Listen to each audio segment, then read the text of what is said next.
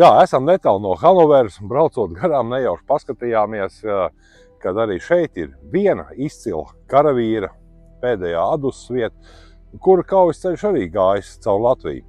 Un šis ir ģenerālfeldmaršala Ērika fon Manšteina kaps.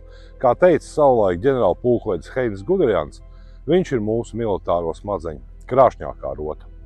Jā, 1941. gada 22. jūnijā, sākoties operācijai Barbarossa, Manšteins komandēja 58. tanku korpusu, kuram vajadzēja no Austrumprūsijas caur Lietuvu ieņemt Daugavpili, virzīties uz Rēzekni un tālāk uz Ļeņingradu.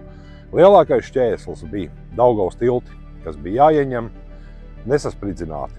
Un šeit Manšteins iesaistīja vācu speciālu uzdevumu vienību Brandenburga 800, kura novērs tiltu uzspridzināšanu.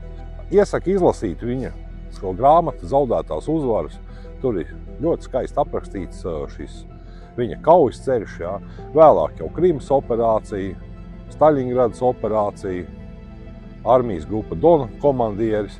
Tā kā viņa kaujas ceļš tiešām ir milzīgs un viņš atstājis ļoti labas atmiņas. Tā kā tiešām gods apmeklēt šī vīra pēdējā adusas vietu šeit Dorfmarkā, netālu no Hanoveras.